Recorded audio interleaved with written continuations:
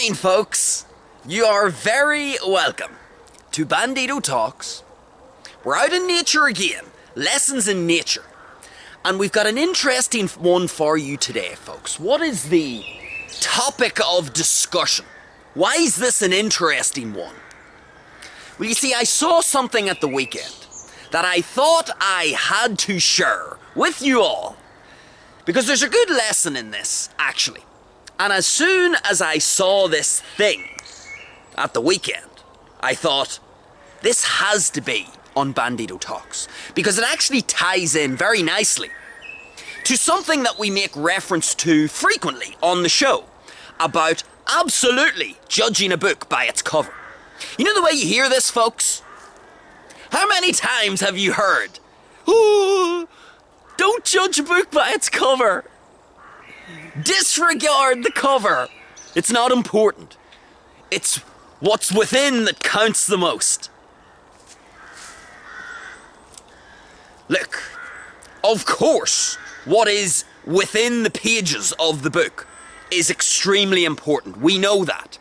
But to jump to the extreme and say that the cover of the book is not important at all is nonsense. The cover of the book is very important. It is not the be-all, end-all, but it is giving you extremely important information about what potentially lies within the book. It's going to allow you to start to form some important conclusions about what it is that's going to greet you. And it's no different with people. Of course you should judge the book by its cover.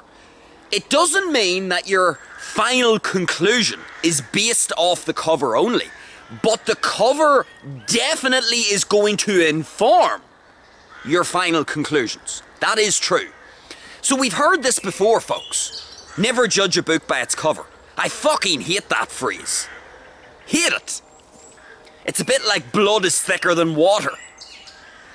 It's just yet another phrase that leaves you open to exploitation. Because if you just, don't judge a book by its cover. Let's use the most basic example here, folks.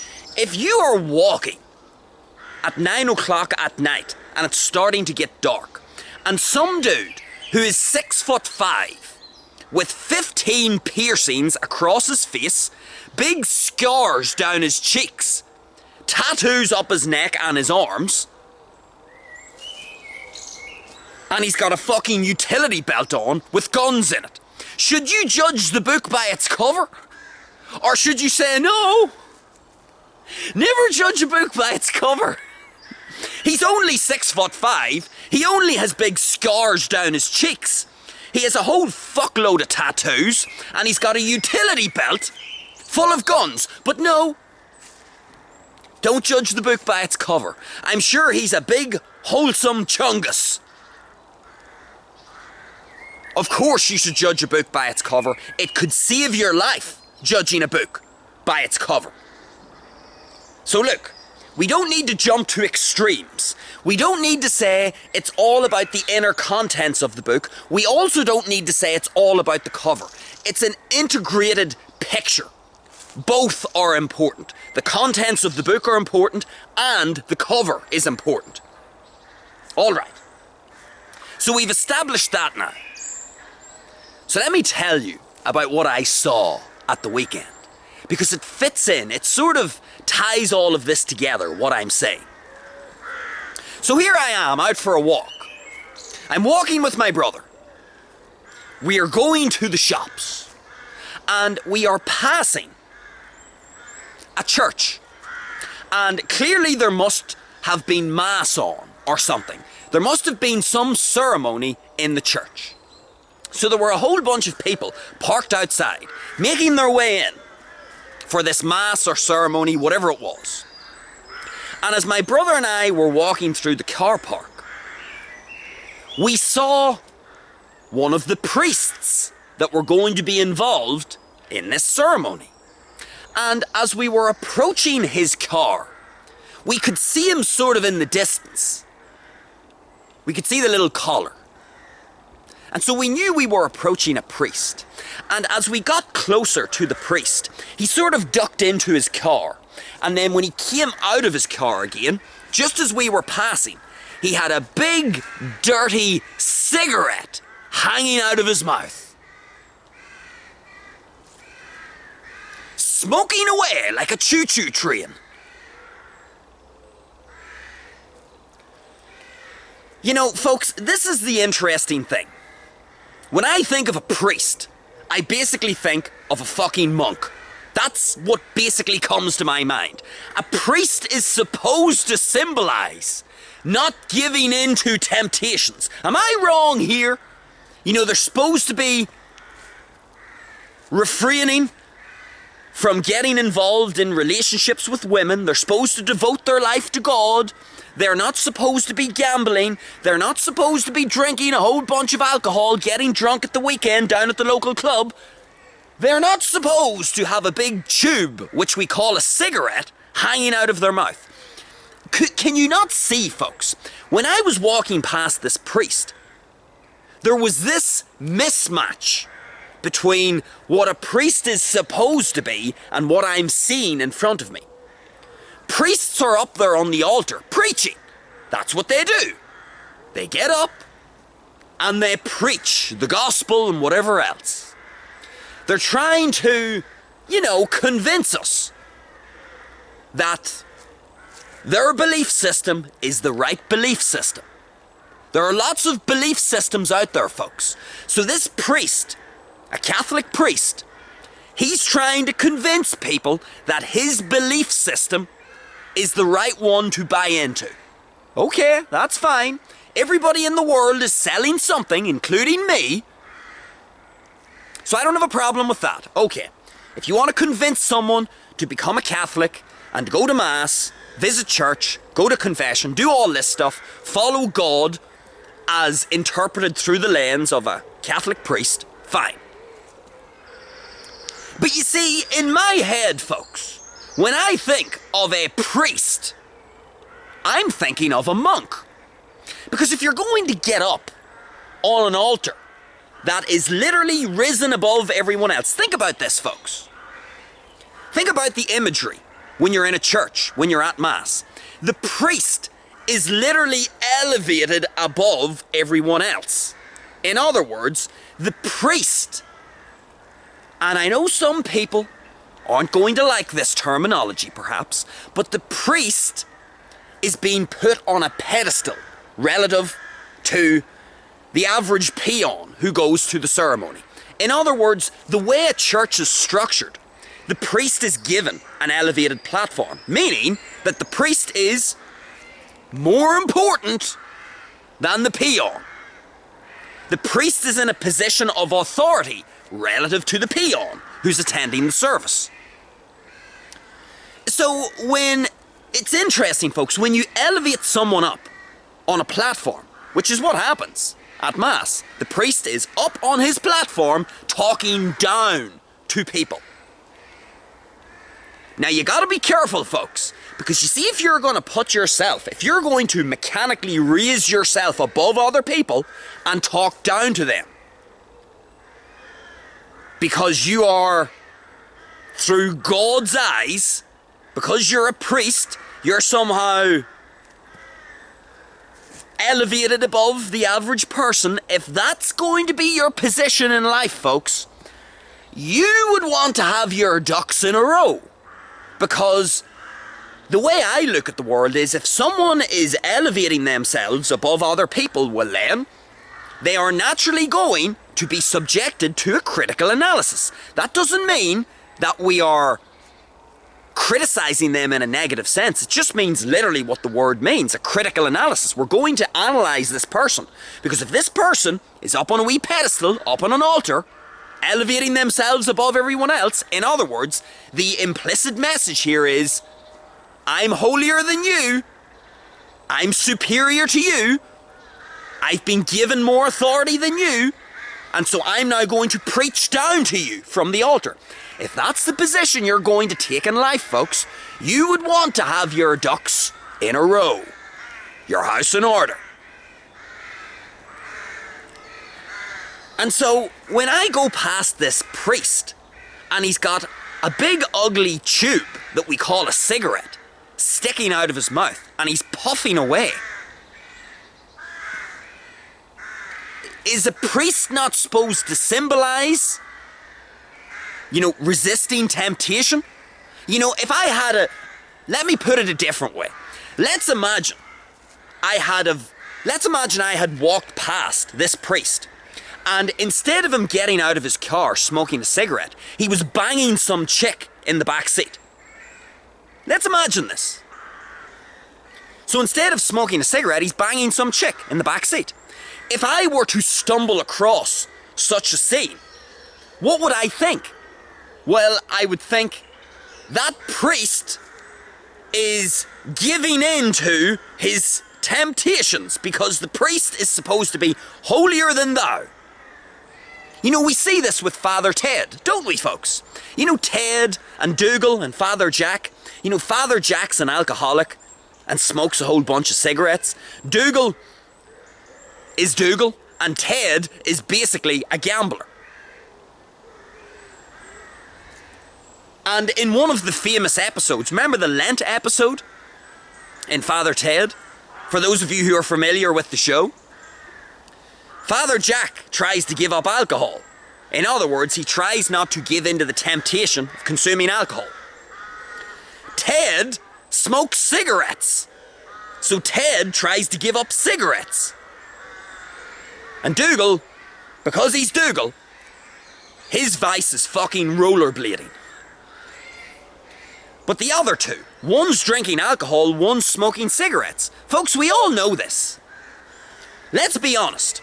If you see a priest out in the local nightclub drunk, what are you going to think? Is that priest going to gain credibility in your eyes, or is he going to lose credibility in your eyes? Based on his actions and how he's presenting the cover of his book to you.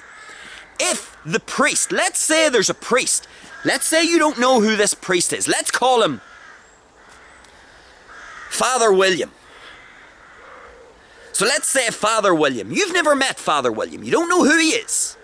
But let's say you see Father William down at the local nightclub and he's still got his little priest collar on. And he's drunk as a skunk. Off his rocker. How much credibility is Father William going to have in your eyes when he gets up on the altar, elevating himself above you in the church and preaching down to you about being morally virtuous and following the word of God and all of this? If Father fucking William is down at the local club, drunk as a skunk and banging chicks, where is his position of authority to talk about living a life approved of by God? He doesn't have very much authority, does he? He doesn't have very much credibility, if that's how he's presenting the cover of his book to you. It's the same with this dude at the weekend. I see this priest, and if only I could take the scene out of my head, folks, and put it into this video. It was the most shady, sort of seedy looking scene. You've got this priest and he's sort of, it almost looks like he's trying to conceal what he's doing. He's kind of around, he's parked at the back of the car park. Everybody's kind of made their way into the church, into the ceremony, and he's kind of around, the back of his car, getting his wee cigarette together and puffing away. And then, of course, my brother and I stumble across him. Now, we have nothing to do with the ceremony, but how do you think, whenever I looked at this priest, what was the cover telling me? It told me something interesting. Because here's a man who's supposed to be God's messenger. Now, if you're going to elevate yourself up into this category of being God's messenger, you're going to put yourself up on your little platform in the church and preach down to people about how they should be living their lives, telling people how they should live their lives, trying to convince people that this is the right way to live their life, and you are smoking cigarettes. Well, in my book, I don't know about you folks, but in my book, you fucking lose a whole bunch of credibility. If I see that priest up preaching to me, it's like, hold on a second, Father Schmo. Are you in shape? Have you given up your dirty habit of smoking? Have you failed not to give in to temptation to smoke? I mean, it's kind of funny to look at. Now look, I don't care if someone wants to smoke. That's fine. It's up to them. If they want to take a whole bunch of chemical shit into their lungs, how about it? Fire away. But you see, it becomes funny, folks, because when you have someone who's doing that, but then they get up onto an altar and start preaching to you about how you ought to be living life, yet they do not have their own ducks in a row. They are presenting a cover to you that is literally showing them giving into temptation. What is a priest, folks? Like, please comment down below if I have got this wrong. But again, I'm going to repeat, is a priest not supposed to be the very symbol of not giving into modern day temptations like alcohol, gambling, cigarettes, prostitution? Is that, you know, having relationships with women in general when they're supposed to be in the priesthood? Is a priest not supposed to, through his actions, not his words up on the altar, but through his actions, show you that his words and actions are in agreement? That he actually talks the talk and walks the walk? Is that not what a priest is supposed to symbolize? Yet here I am, walking through this car park, stumbling across this priest who's just, you know, kind of got his wee cigarette wrappers in the back. Like, what happens if he's smoking weed? I mean, if you were to come across a priest who's smoking weed and he gets high every night, what would you think about that priest? I know what I would think. I'd think that even though I don't know the man, even though I don't know him, even though I don't know Father William, this made-up priest, Father Schmo here, who's smoking the cigarette, even though I don't know them, they may be an outstanding character. They may be a great priest. They may do their job brilliantly.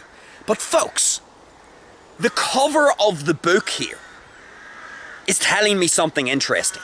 You've got a priest who, in my eyes, is supposed to symbolize withdrawing or distancing themselves from temptation. Is that not the whole sacrifice of being a priest? You're supposed to, you know, get away from the modern world's temptations and live like a monk, basically.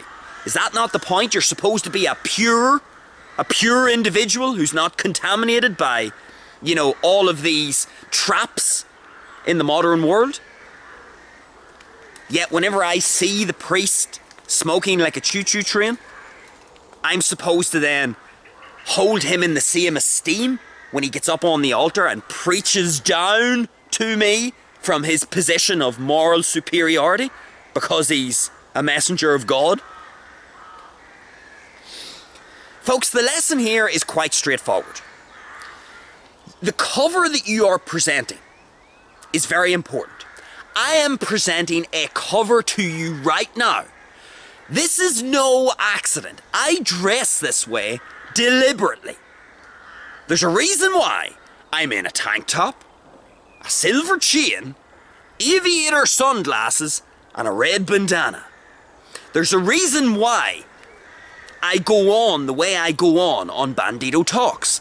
I am presenting a cover to you. Deliberately. I am consciously aware of it. And this is the thing. A lot of people seem to, for whatever reason, disregard this notion that the cover isn't important. It is very important. Extremely important. Because it's going to help someone form what we're going to call a first impression. First impressions are very important, and it can be very difficult, folks, to undo a first impression. It's not impossible. With repeat exposure, you can recover some of the lost ground that you may have in someone's eyes. But it's difficult, and you need repeat exposure in order to fully get the person to understand who it is that you are. But first impressions are very important. And how does someone get a first impression of you? The fucking cover of your book that you're presenting. This priest, I don't know who this priest was. But what I do know is, in that moment, he presented a cover to me that was at odds with what he was about to go and do in the church. So I generated a first impression of this priest and of this priest's profession, more broadly, upon seeing him. And it was, let's just say, a feeling of contradiction between the priest, what he's doing outside the church, and what he's doing in the church. What the priest is supposed to symbolize and what I'm seeing in front of me. Very important. And it's the same with me. I'm presenting a cover, and you should be absolutely critically analysing the cover that I'm presenting to you. You may not like it, that's fine. I may have generated a negative first impression in your mind, and you may never watch another video of Bandido Talks. Maybe someone else will see this content and think, I like that, I like how he's dressed, I like how he speaks, I like the cover of the book. I don't really know who he is, but just the cover that he's presented, I like it. It's up my street. So folks, never go through life thinking that the cover that you're presenting is not important. It's very important. It helps the viewing public generate a first impression of you. And you ought to be aware of this, because you could end up stepping in some pretty smelly shit if you don't realise that this is what you're doing. And this priest, for whatever reason, I do not know why, he seemed to think that it was okay for him to smoke in public. He seemed, now mind you, he was kind of doing it in a very seedy, shady way, you know, as if he was kind of half trying to conceal it.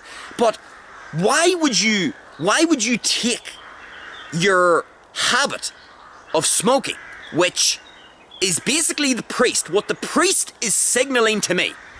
Whenever I came across this priest with my brother, through the priest's cover that he's presenting to me, what he is signalling to me is, yes sir, I'm falling into temptation.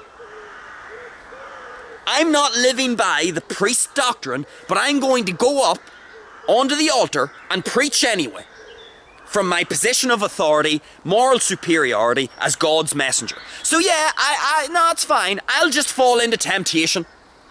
Yeah, I'll just smoke away, and then I'll get up onto the altar and just do my thing. Yeah, that's not going to fly with me.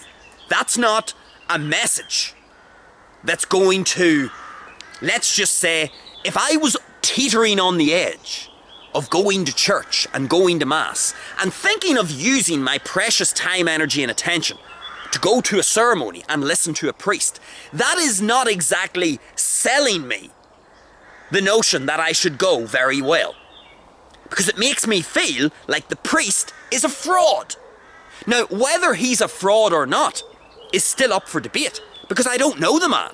I'm not saying the cover of the book tells me the whole story, but it certainly gives me the first impression that that priest is a fraud, because here he is, out in public, smoking like a choo-choo train, falling into temptation when he's supposed to be holier than thou and a pure soul as God's messenger. So he's up preaching to me, yet he can't get his own house in order. First impressions, folks, are going to be informed by the cover that you present in life. And never fall in to this absolute woke garbage notion that the cover isn't important. If you are out of shape, overweight, obese, misshapen, that is sending a signal. Please don't think that that cover of your physical attractiveness, the degree to which you're in shape, is not important. It's very important. It's not the be-all end-all, but it's very important. It's a very important part of the equation whenever someone's trying to assess you. It's the same with your habits. If you're out smoking, drinking, getting drunk, if you're out harassing women, if you're out being a retard in town, you're presenting a cover to the onlooking public. And the onlooking public, I'm sorry to inform you, will form a first impression of you. And it may not be representative of who you are. They may have made a mistake. But it doesn't matter. The cover is important. You need to realise that. This priest, I don't know, does he realise that? Because for all he knows, I could have been teetering on the edge of going into that ceremony. I could have been teetering on the edge of thinking, you know what, I want to go to Mass. And then upon seeing him smoking his fag, that would have been ultimate turn-off for me, even if I was considering doing that. Because I would have seen the contradiction between what the priest does in the church and what he does outside the church. It would have given me fraud vibes as a first impression. That's the big lesson, folks, that we're going to take away from this show. The cover that you are presenting to the world is very important. It will be critically analysed by other people. People will take what you present to them and it will form a very important part of what those people think about you. So it's not that you're going to have to be in a paranoid state for the rest of your life, but when you go out into public, realise that by you setting foot in public, your mere presence in public is sending a signal to other onlookers. Everybody is judging everyone else. And that's not a bad thing, it's not a negative thing, it's just a natural thing. Of course everybody's judging everyone else. Everyone's judging everyone's covers. That's why I find it funny. You see the people who tell you, don't judge a book by its cover. Those people, it feels to me, are literally trying to handicap you. It's like blood is thicker than water. It's one of those phrases that people can use in a very deceptive, manipulative way to make you less competitive, to put you at a competitive disadvantage. Because if you're going around in life with this notion that your physical appearance and the cover of your book isn't important, then you can start doing strange things, like wearing stupid clothes, getting yourself out of shape and acting like a retard because you think, the cover isn't important, when it actually is. And you start to lose out on opportunities in life. You lose out on interactions with other people. Potentially. Because you think the cover that you're presenting isn't important. The people who tell you, don't judge a book by its cover, they're trying to give you this little message that, no, don't worry about the cover. It's all about the contents of the book. Bollocks. Both are important. The contents of the book are very important, and the cover is very important. Don't fall out of balance, folks. Don't sway to one extreme. Don't lean 100% on the cover being the be-all end-all. Don't lean 100% on the contents of the book being the be-all and end-all. They are a mixture. Both are important. Don't neglect either. And I'm making this little point here in this show to try and remind you that the cover is just as important as the content. Both are important. You need to integrate them together to get the full picture. Don't let people deceive you into thinking that the cover isn't important, because it is. And if you're a priest, I don't know if we've got any priests listening to Bandido Talks, or any holy people, any religious people. Please correct me if I'm wrong with regards to my expectations that I've explained earlier, with regards to what I think a priest is supposed to symbolise. But if we've got any priests watching the show, what I would say is, be aware that your cover is also being judged. And if you're down at the club drunk as a skunk, if you're smoking fags, if you're down at the bookies gambling,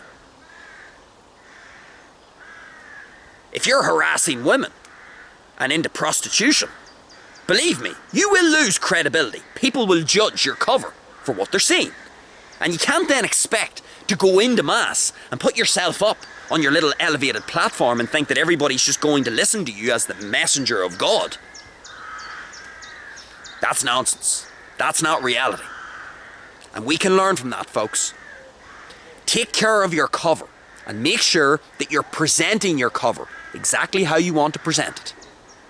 And then let the contents of your book, the story of your life, follow in behind the cover, and make sure that you have the full integrated picture in place.